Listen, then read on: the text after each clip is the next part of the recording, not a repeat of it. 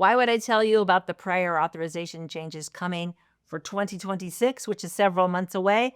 Because the number one thing we get complaints about is prior authorization.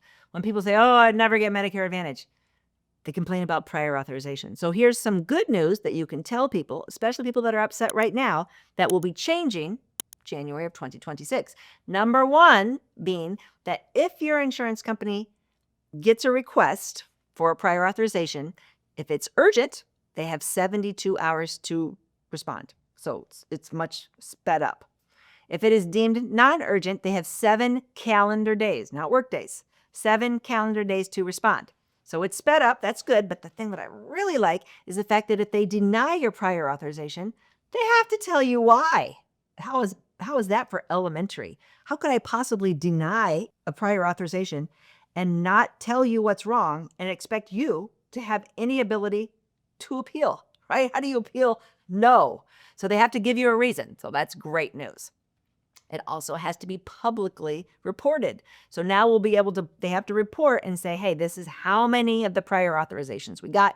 This is how many we denied, which is good because transparency, accountability will make prior authorizations go down. We know that. And we've already seen it. We've already seen changes in some, especially from some of the largest carriers, saying that they were going to reduce prior authorizations on certain procedures. We know that one of the largest carriers came out with a special gold card that a doctor could get this gold card, and it means they don't have to get prior authorization because the doctor has such a good track record with that insurer of not requesting unnecessary procedures that the insurance company says, we trust you. So if you want a surgery, we're going to authorize it. So that's pretty cool. Haven't seen any data on how many of those special gold cards have been issued, but the whole concept is welcome. Okay, this last one, if you're not sitting down, sit down, because this one absolutely blew my mind, that they're going to require, not until 2026, binding prior authorization approval. Binding.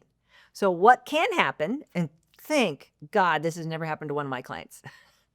What can happen is your client can go to the doctor. The doctor says you need a new hip. Don't get in a hurry to get it because I have to go through the rigmarole and try to get this prior authorization approved through your insurance company. I'll let you know when it gets approved. And then he comes back in 2 weeks, 3 weeks, however long, and he says, hey, good news, got it approved. So you go ahead and you have your surgery, and then you get home and you get a bill that said it wasn't approved.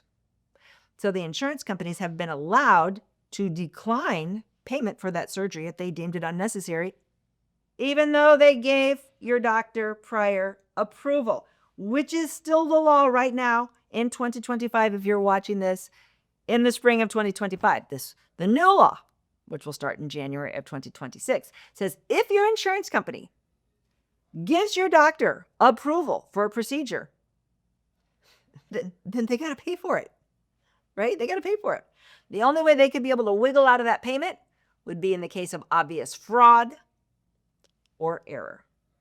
So that is welcome news. And when you're looking for things to put in your newsletter and your social media post to get out there to your clients, you can't give them all the information right around AEP because they get information fatigue.